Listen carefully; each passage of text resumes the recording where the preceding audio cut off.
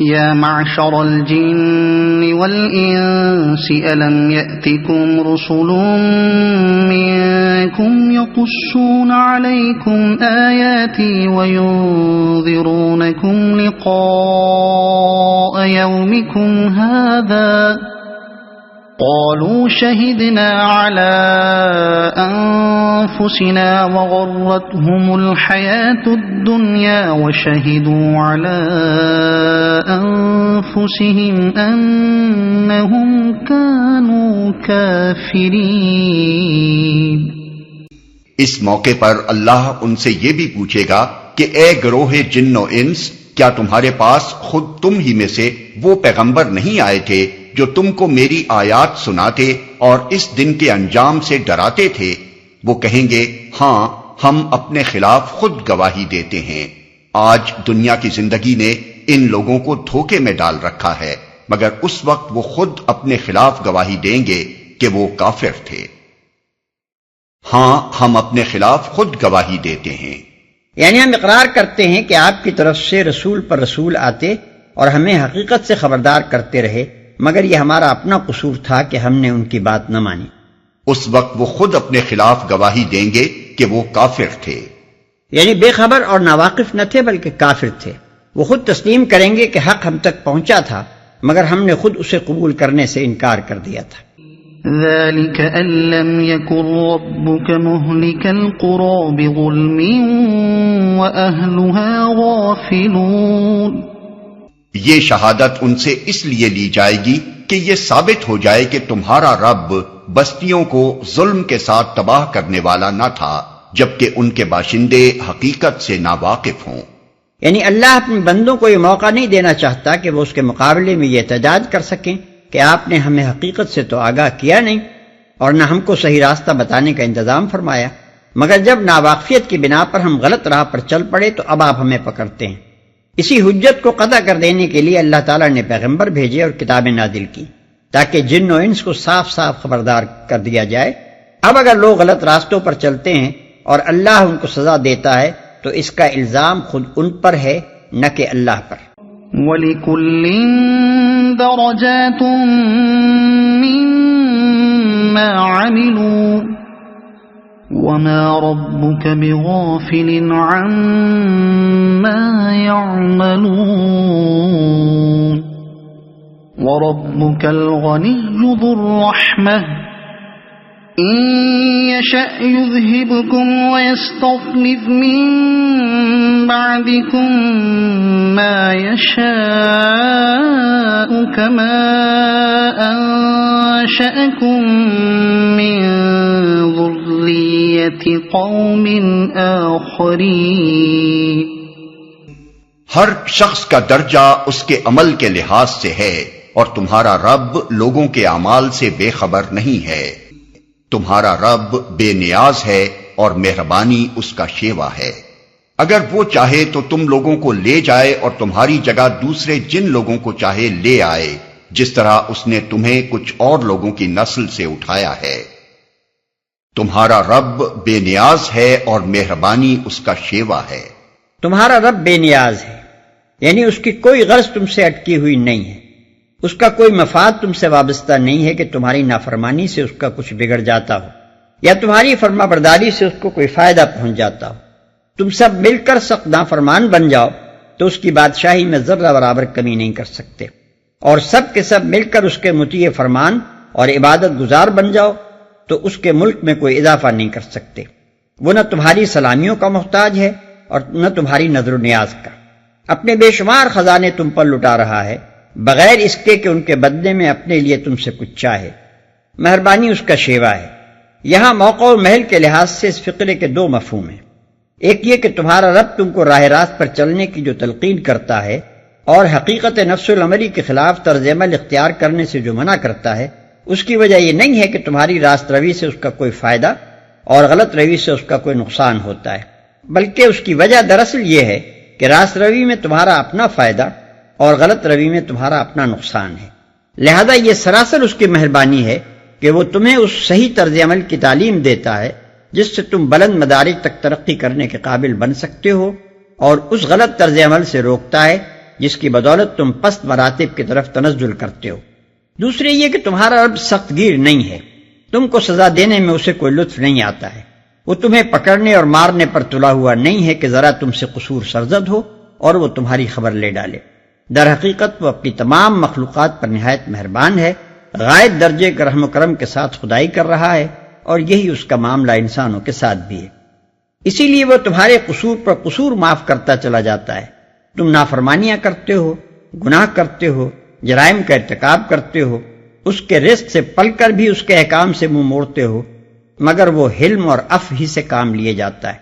اور تمہیں سنبھلنے اور سمجھنے اور اپنی اصلاح کر لینے کے لیے مہلت پر مہلت دیے جاتا ہے۔ ورنہ اگر وہ سخت گیر ہوتا تو اس کے لیے کچھ مشکل نہ تھا کہ تمہیں دنیا سے رخصت کر دیتا اور تمہاری جگہ کسی دوسری قوم کو اٹھا کھڑا کرتا، یا سارے انسانوں کو ختم کر کے کوئی اور مخلوق پیدا کر دیتا۔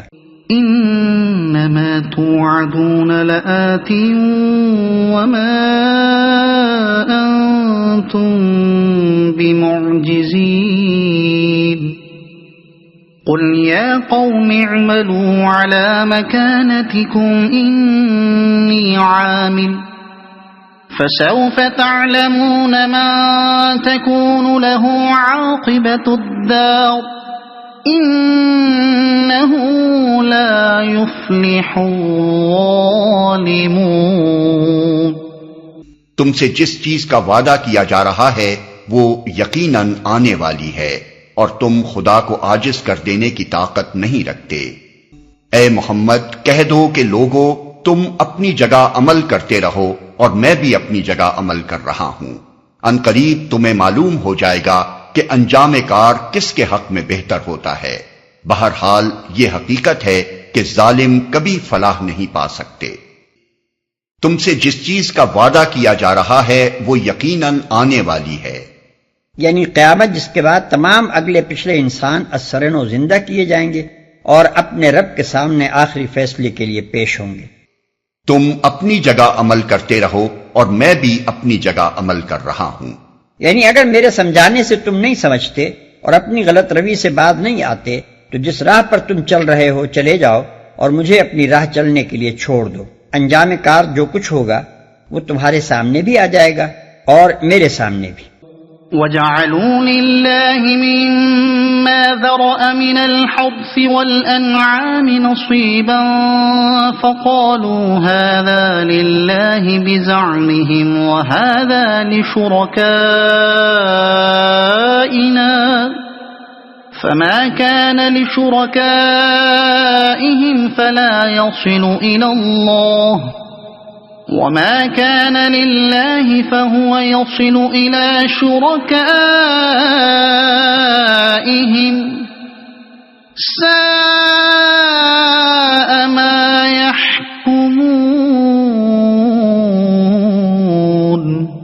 ان لوگوں نے اللہ کے لیے خود اسی کی پیدا کی ہوئی کھیتیوں اور مویشیوں میں سے ایک حصہ مقرر کیا ہے اور کہتے ہیں یہ اللہ کے لیے ہے بزعم خود، اور یہ ہمارے ٹھہرائے ہوئے شریکوں کے لیے۔ پھر جو حصہ ان کے ٹھہرائے ہوئے شریکوں کے لیے ہے وہ تو اللہ کو نہیں پہنچتا، مگر جو اللہ کے لیے ہے وہ ان کے شریکوں کو پہنچ جاتا ہے۔ کیسے برے فیصلے کرتے ہیں یہ لوگ۔ ان لوگوں نے اوپر کا سلسلہ تقریر اس بات پر تمام ہوا تھا کہ اگر یہ لوگ نصیحت قبول کرنے کے لیے تیار نہیں ہیں اور اپنی جاہلیت پر اصرار ہی کیے جاتے ہیں تو ان سے کہہ دو کہ اچھا تم اپنے طریقے پر عمل کرتے رہو اور میں اپنے طریقے پر عمل کروں گا۔ قیامت ایک دن ضرور آنی ہے، اس وقت تمہیں معلوم ہو جائے گا کہ اس روش کا کیا انجام ہوتا ہے۔ بہرحال یہ خوب سمجھ لو کہ وہاں ظالموں کو فلاح نصیب نہ ہوگی۔ اس کے بعد اب اس جاہلیت کی کچھ تشریح کی جاتی ہے جس پر وہ لوگ اصرار کر رہے تھے اور جسے چھوڑنے پر کسی طرح آمادہ نہ ہوتے تھے۔ انہیں بتایا جا رہا ہے کہ تمہارا وہ ظلم کیا ہے جس پر قائم رہتے ہوئے تم کسی فلاح کی امید نہیں کر سکتے۔ اور یہ ہمارے ٹھہرائے ہوئے شریکوں کے لیے، اس بات کے وہ خود قائل تھے کہ زمین اللہ کی ہے اور کھیتیاں وہی اگاتا ہے۔ نیز ان جانوروں کا خالق بھی اللہ ہی ہے جن سے وہ اپنی زندگی میں خدمت لیتے ہیں، لیکن ان کا تصور یہ تھا کہ ان پر اللہ کا یہ فضل ان دیویوں اور دیوتاؤں اور فرشتوں اور جنات اور آسمانی ستاروں اور بزرگان سلف کی ارواح کے طفیل و برکت سے ہے جو ان پر نظر کرم رکھتے ہیں۔ اس لیے وہ اپنے کھیتوں کی پیداوار اور اپنے جانوروں میں سے 2 حصے نکالتے تھے، ایک حصہ اللہ کے نام کا اس شکریہ میں کہ اس نے یہ کھیت اور یہ جانور انہیں بخشے، اور دوسرا حصہ اپنے قبیلے یا خاندان کے سرپرست معبودوں کی نظر و نیاز کا، تاکہ ان کی مہربانیاں ان کے شامل حال رہیں۔ اللہ تعالیٰ سب سے پہلے ان کے اسی ظلم پر گرفت فرماتا ہے کہ یہ سب مویشی ہمارے پیدا کیے ہوئے اور ہمارے عطا کردہ ہیں، ان میں یہ دوسروں کی نظر و نیاز کیسی؟ یہ نمک حرامی نہیں تو کیا ہے کہ تم اپنے محسن کے احسان کو جو اس نے سراسر خود اپنے فضل و کرم سے تم پر کیا ہے، دوسروں کی مداخلت اور ان کے تبسط کا نتیجہ قرار دیتے ہو، اور شکریہ کے استحقاق میں انہیں اس کے ساتھ شریک کرتے ہو۔ پھر اشارتاً دوسری گرفت اس بات پر بھی فرمائی ہے کہ یہ اللہ کا حصہ جو انہوں نے مقرر کیا ہے، یہ بھی بذوق خود کر لیا ہے، اپنے اشارے خود بن بیٹھے ہیں۔ آپ ہی جو حصہ چاہتے ہیں اللہ کے لیے مقرر کر لیتے ہیں، اور جو چاہتے ہیں دوسروں کے لیے طے کر دیتے ہیں، حالانکہ اپنی بخشش کا اصل مالک و مختار خود اللہ ہے، اور یہ بات اسی کی شریعت کے مطابق طے ہونی چاہیے کہ اس بخشش میں سے کتنا حصہ اس کے شکریہ کے لیے نکالا جائے اور باقی میں کون کون حقدار ہیں۔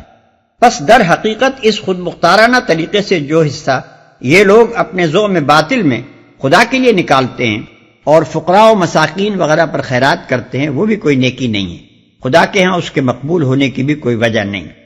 مگر جو اللہ کے لیے ہے وہ ان کے شریکوں کو پہنچ جاتا ہے۔ یہ لطیف طنز ہے ان کی اس حرکت پر کہ وہ خدا کے نام سے جو حصہ نکالتے تھے اس میں بھی طرح طرح کی چال بازیاں کر کے کمی کرتے رہتے تھے، اور ہر صورت سے اپنے خود ساختہ شریکوں کا حصہ بڑھانے کی کوشش کرتے تھے، جس سے ظاہر ہوتا تھا کہ جو دلچسپی انہیں اپنے ان شریکوں سے ہے وہ خدا سے نہیں۔ مثلاً جو غلے یا پھل وغیرہ خدا کے نام پر نکالے جاتے، ان میں سے اگر کچھ گر جاتا تو وہ شریکوں کے حصے میں شامل کر دیا جاتا تھا، اور اگر شریکوں کے حصے میں سے گرتا یا خدا کے حصے میں مل جاتا تو اسے انہی کے حصے میں واپس کیا جاتا۔ کھیت کا جو حصہ شریکوں کی نظر کے لیے مخصوص کیا جاتا تھا، اگر اس میں سے پانی اس حصے کی طرف پھوٹ بہتا جو خدا کی نظر کے لیے مختص ہوتا تھا تو اس کی ساری پیداوار شریکوں کے حصے میں داخل کر دی جاتی تھی، لیکن اگر اس کے برعکس صورت پیش آتی تو خدا کے حصے میں کوئی اضافہ نہ کیا جاتا۔ اگر کبھی خشک سالی کی وجہ سے نظر و نیاز کا غلہ خود استعمال کرنے کی ضرورت پیش آ جاتی تو خدا کا حصہ کھا لیتے تھے، مگر شریکوں کے حصے کو ہاتھ لگاتے ہوئے ڈرتے تھے کہ کہیں کوئی بلا نازل نہ ہو جائے۔ اگر کسی وجہ سے شریکوں کے حصے میں کچھ کمی آ جاتی تو وہ خدا کے حصے سے پوری کی جاتی تھی، لیکن خدا کے حصے میں کمی ہوتی تو شریکوں کے حصے میں سے ایک حبہ بھی اس میں نہ ڈالا جاتا۔ اس طرز عمل پر کوئی نکتہ چینی کرتا تو جواب میں طرح طرح کی دل فریب توجیہیں کی جاتی تھیں۔ مثلاً کہتے تھے کہ خدا تو غنی ہے، اس کے حصے میں سے کچھ کم بھی ہو جائے تو اسے کیا پرواہ ہو سکتی ہے، رہے یہ شریک تو یہ بندے ہیں، خدا کی طرح غنی نہیں ہیں، اس لیے ذرا سی کمی بیشی پر بھی ان کے ہاں گرفت ہو جاتی ہے۔ ان توہمات کی اصل جڑ کیا تھی؟ اس کو سمجھنے کے لیے یہ جان لینا بھی ضروری ہے کہ جہلائے عرب اپنے مال میں سے جو حصہ خدا کے لیے نکالتے تھے وہ فقیروں، مسکینوں، مسافروں اور یتیموں وغیرہ کی مد میں صرف کیا جاتا تھا، اور جو حصہ شریکوں کی نظر و نیاز کے لیے نکالتے تھے وہ یا تو براہ راست مذہبی طبقوں کے پیٹ میں جاتا تھا یا آستانوں پر چڑھاوے کی صورت میں پیش کیا جاتا، اور اس طرح بالواسطہ مجاوروں اور پجاریوں تک پہنچ جاتا تھا۔ اس لیے ان خود غرض پیشواؤں نے صدیوں کی مسلسل تلقین سے ان جاہلوں کے دل میں یہ بات بٹھائی تھی کہ خدا کے حصے میں کمی ہو جائے تو کچھ مذائقہ نہیں، مگر خدا کے پیاروں کے حصے میں کمی نہ ہونی چاہیے، بلکہ حتی الامکان کچھ بیشی ہی ہوتی رہے تو بہتر ہے۔ وَكَذَلِكَ زَيَّنَ لِكَثِيرٍ مِّنَ الْمُشْرِكِينَ قَتْلَ أَوْلَادِهِمْ شُرَكَاؤُهُمْ لِيُرْضُوهُمْ وَلِيَلْبِسُوا عَلَيْهِمْ دِينَهُمْ وَلَوْ شَاءَ اللَّهُ مَا فَعَلُوهُ فَذَرْهُمْ وَمَا يَفْتَرُونَ۔ اور اسی طرح بہت سے مشرکوں کے لیے ان کے شریکوں نے اپنی اولاد کے قتل کو خوشنما بنا دیا ہے تاکہ ان کو ہلاکت میں مبتلا کریں اور ان پر ان کے دین کو مشتبہ بنا دیں۔ اگر اللہ چاہتا تو یہ ایسا نہ کرتے، لہذا انہیں چھوڑ دو کہ اپنی افطرا پردازیوں میں لگے رہیں۔ ان کے شریکوں نے اپنی اولاد کے قتل کو خوشنما بنا دیا ہے۔ یہاں شریکوں کا لفظ ایک دوسرے معنی میں استعمال ہوا ہے جو اوپر کے معنی سے مختلف ہے۔ اوپر کی آیت میں جنہیں شریک کے لفظ سے تعبیر کیا گیا تھا وہ ان کے معبود تھے، جن کی برکت یا سفارش یا توسط کو یہ لوگ نعمت کے حصول میں مددگار سمجھتے تھے، اور شکر نعمت کے استحقاق میں انہیں خدا کے ساتھ حصے دار بناتے تھے۔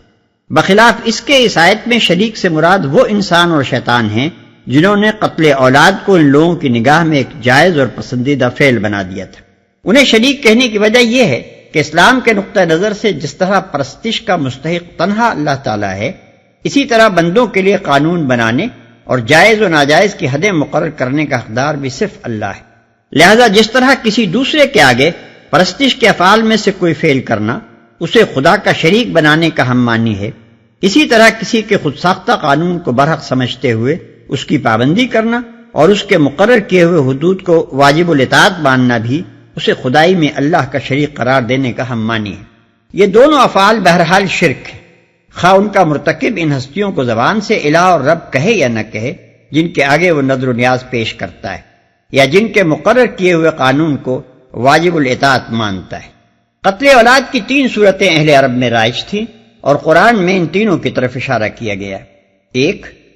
لڑکیوں کا قتل، اس خیال سے کہ کوئی ان کا داماد نہ بنے، یا قبائلی لڑائیوں میں وہ دشمن کے ہاتھ نہ پڑیں، یا کسی دوسرے سبب سے وہ ان کے لیے سبب عار نہ بنے۔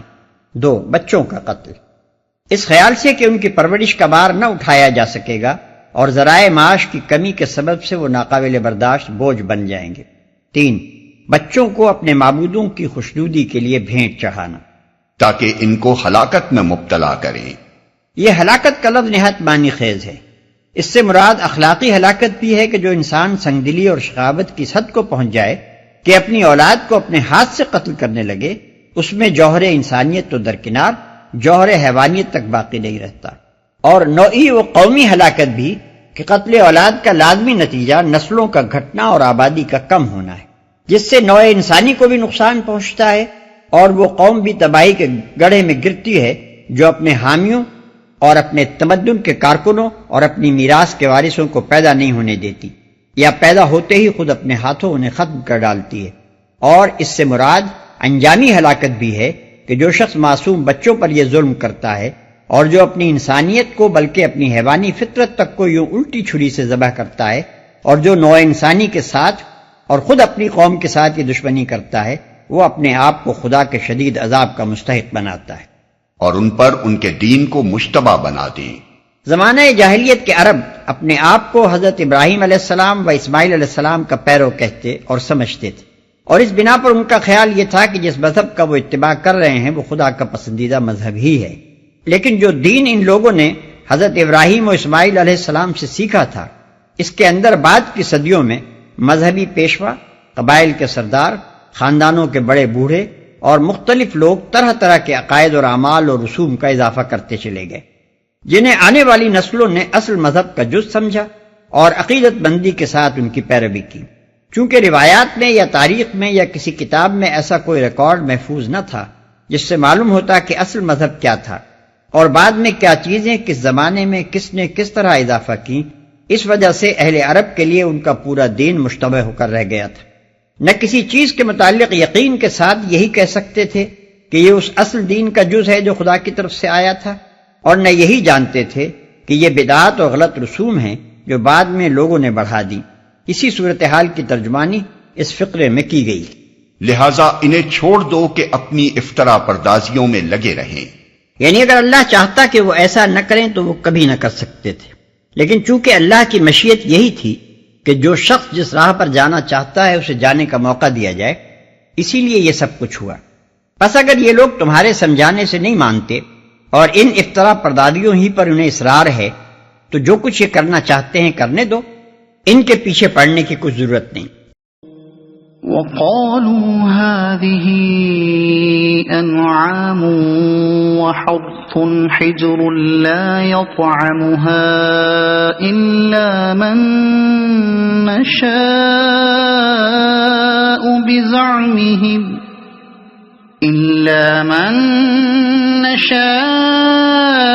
بزعمهم وأنعام حرمت ظهورها وأنعام لا يذكرون اسم الله عليها افتراء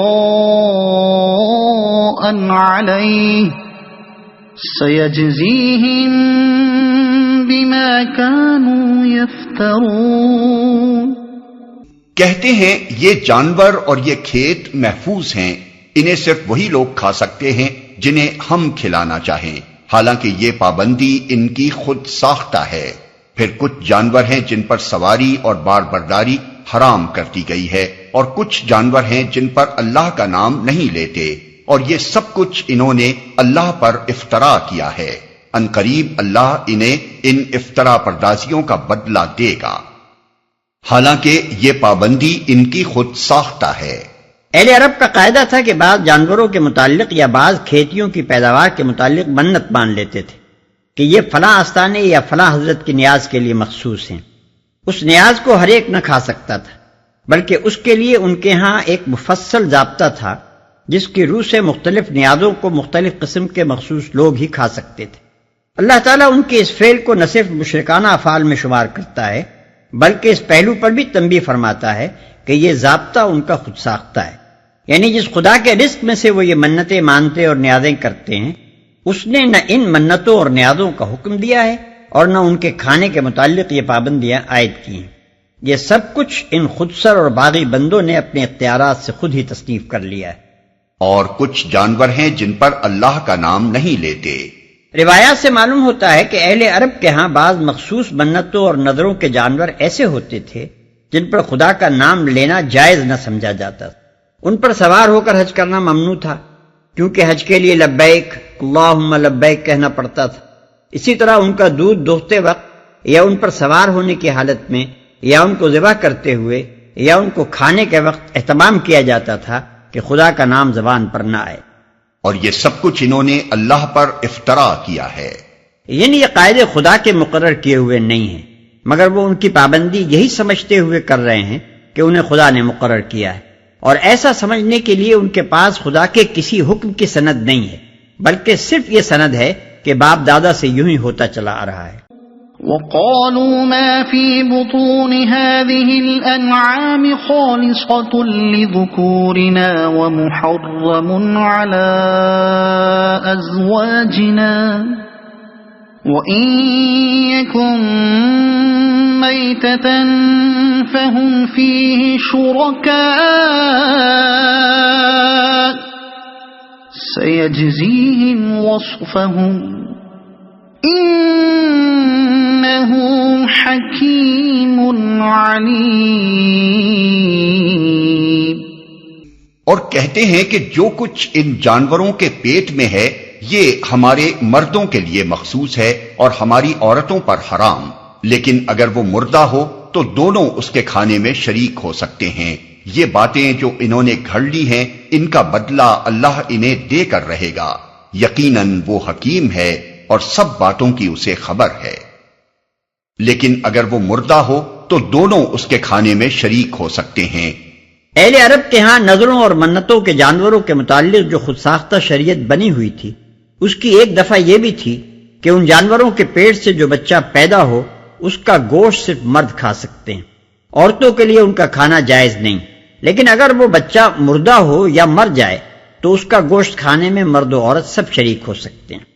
قد خسر الذين قتلوا أولادهم سفها بغير علم وحرموا ما رزقهم الله افتراء على الله قد ضلوا وما كانوا مهتدين۔ یقیناً خسارے میں پڑ گئے وہ لوگ جنہوں نے اپنی اولاد کو جہالت و نادانی کی بنا پر قتل کیا اور اللہ کے دیے ہوئے رزق کو اللہ پر افطرا پردازی کر کے حرام ٹھہرا لیا۔ یقیناً وہ بھٹک گئے اور ہرگز وہ راہ راست پانے والوں میں سے نہ تھے۔ یعنی اگرچہ وہ لوگ جنہوں نے یہ رسم و رواج گھڑے تھے تمہارے باپ دادا تھے، تمہارے مذہبی بزرگ تھے، تمہارے پیشوا اور سردار تھے، لیکن حقیقت بہرحال حقیقت ہے ان کے ایجاد کیے ہوئے غلط طریقے صرف اس لیے صحیح اور مقدس نہیں ہو سکتے کہ وہ تمہارے اسلاف اور بزرگ تھے۔ جن ظالموں نے قتل اولاد جیسے وحشیانہ فعل کو رسم بنایا ہو،